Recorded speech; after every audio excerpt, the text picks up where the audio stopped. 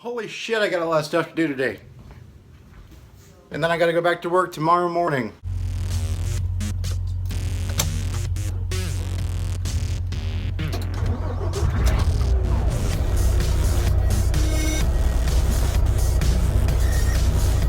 Ugh, fucking rain. Bad Ohio weather. Bad. There we go. Okay.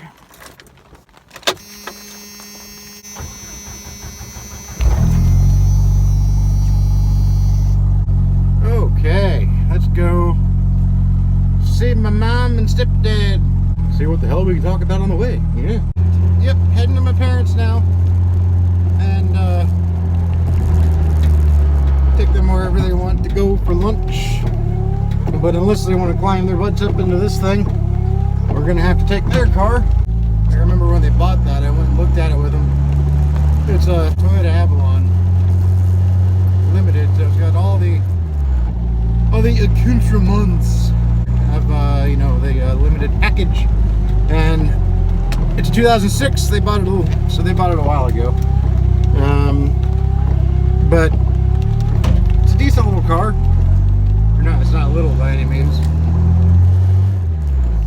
But I gotta give it to Toyota, man. Those engines, that 3.5 liter V6, pumping out around 273 horsepower.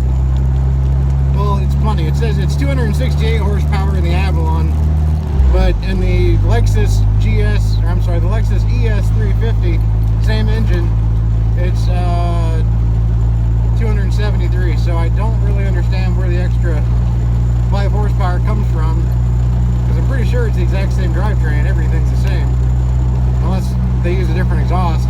So it's funny. I remember when they bought that car, I went and helped them look for it, and I test drove it, and it's got what can probably be considered as the first stages of automated driving in a car. And that would be the on this car it's laser dynamic cruise control. On a lot of cars it's radar, but on this one it's laser cruise control. I thought it was cool when I test drove it, because I'm like, hey, this is kind of neat. The damn thing slows it down when somebody turns. I mean, we'll be going 60 miles an hour, and somebody in front of us slows down to make a 90-degree turn into their driveway, and it'll slow clear down to like 20 mile an hour, and then when that person gets out of the way, it speeds right back up. Well, hey, this is kind of neat. But the more I think about it, it's actually not, because you get reliant on a system like that, and then what happens if it fails? Especially this one, it's a fidgety system, because it doesn't even work when it rains, and that's even something that Toyota has talked about, and it's even in the owner's manual. When it rains, you're supposed to turn that system off, because rainwater can get on the lens for the radar, for the laser, and basically render it ineffective. So, what happens if it's not raining? So you think you're good to use it, and you go through a puddle, and it gets all over your lens, and then somebody in front of you stops, and you think the car's going to stop.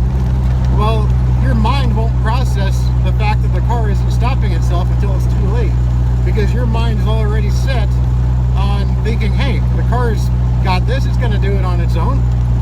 So, let's leave it in the Toyota, take the wheel. So you're leaving it up to the car to decide when it's good to stop.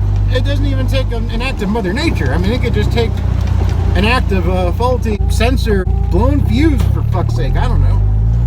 And then it just doesn't work. It could be an absolutely beautiful day, and lo and behold, a fuse or something blew, and you rear-end the guy in front of you, going 60 miles an hour. So, I don't know. I don't really know if that's really that great of a system. And the really crazy thing is, my semi actually has that same system. Only I think it uses a radar, because there's no actual lens.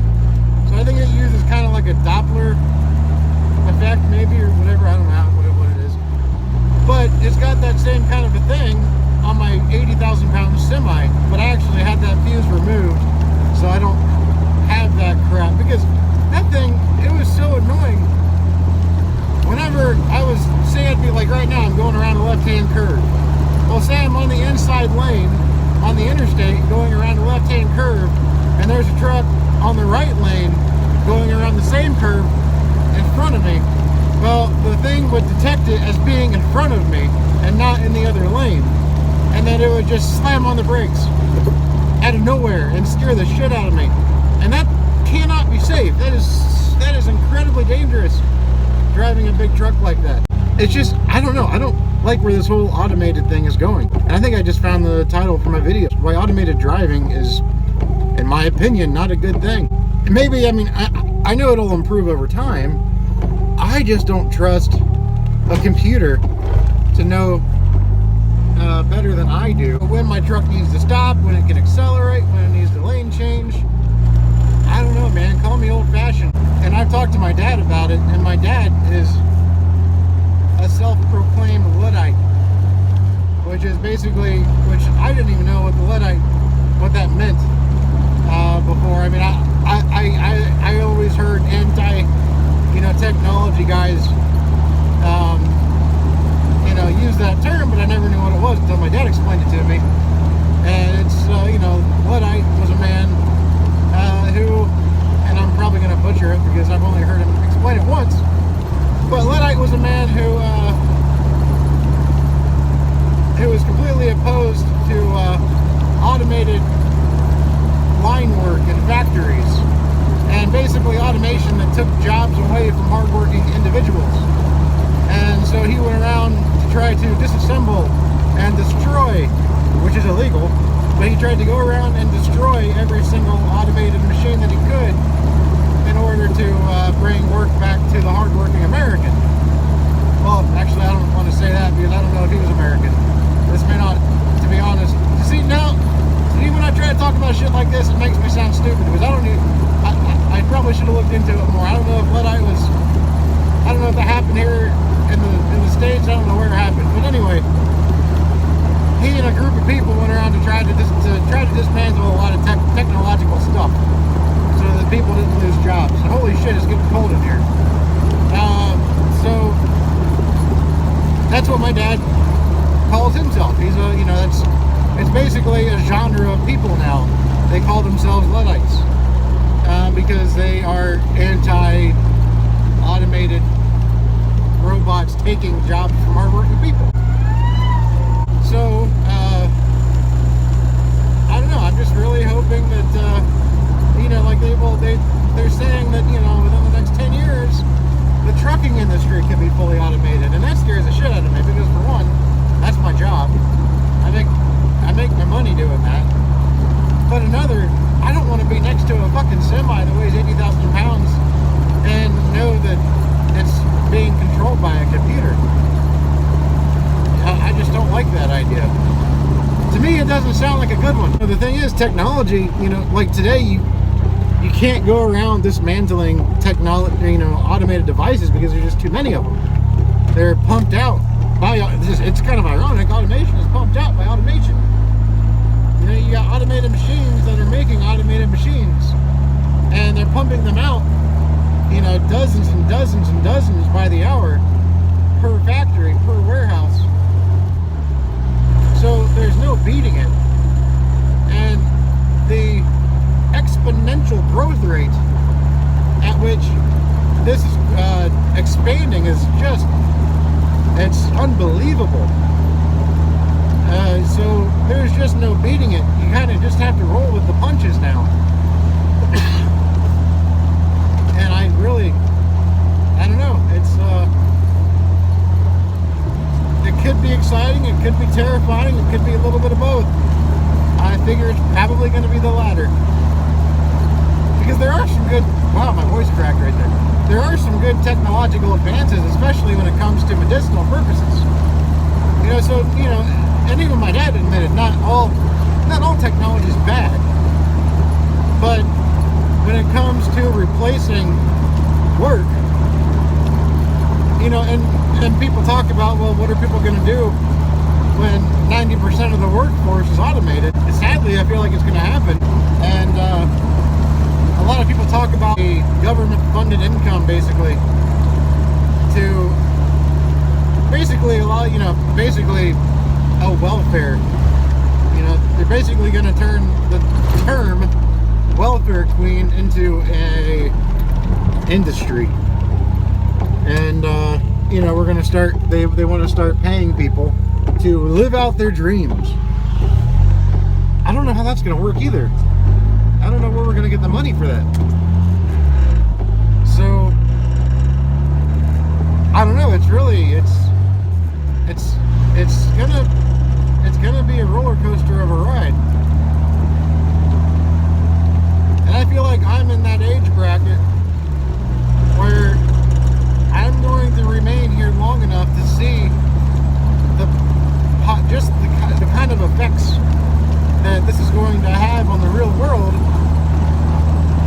but I won't be here long enough to actually see those effects play out. I really went off on a tangent right there. As I was talking about simply with automated driving, you got Tesla now. Tesla has a system for their car that will literally drive you from point A to point B, and you never have to intervene. It reads stoplights, it reads traffic circles, it reads stop signs, yield signs, that's so much system, so much data to know. I mean, especially with a yield, because with a yield, you don't have to stop unless there's somebody coming. That's the point with a yield sign. It's kind of a half-ass stop sign. You only stop if there's traffic that you have to stop and wait for. So it's going to have to know how to decipher between that, but it does somehow. But there is not the government doesn't have in place the stipulations yet, I guess, to allow for that technology. So Tesla has it on their car, and people who buy new Teslas have it on their cars. And once the government figures out whatever it has to figure out to make it legal, then all you have to do is take it into the dealer, and they'll be able to unblock, so to speak, that software, and you'll be able to use it. So there's a lot of technology that are being put into cars to make them fully self-automated. And even now, without doing that, without unblocking that software, it can drive itself, but it reminds you every few minutes, or not even that, maybe every minute, to put your hands on the wheel, so that way it knows that you're paying attention at least. If you don't touch the wheel in a certain amount of time, it shuts the whole system down. So it's kind of got that going for it. It makes sure that you're paying attention. And if you're not, it says, hey, fuck you, man. We don't trust you anymore. You've lost your credibility driving this car. You've lost your credibility to think that we can drive this car for you. We'll just have to see, That's why I love this old Jeep. It's got the most minimal amount of technology that a car can possibly have. Even as a 95, a lot of 95s had a lot more technology than this. I mean, they still had, dual zone climate control back then in 95. They had heated seats. They had all sorts of technology that this Jeep just doesn't have. This Jeep never even came from the factory with air conditioning. All Wranglers from 87 to 95, if you wanted AC, it was a dealer installed option. They don't even have cruise control, for fuck's sake. This Jeep, you can't even get cruise control on a YJ, an 87 to a 95 Wrangler. They never came with cruise control from the factory. I've never ever seen. I don't know what happened back there. Right when I got to my parents' house, it just stopped on me. Stopped recording. So that's why it stopped so abruptly. I was basically done anyway. I really don't remember exactly where I left off, other than talking about the things I don't like about the automation aspect of the future and where things are going. But if I don't see y'all anymore later, y'all have a good one. Take care.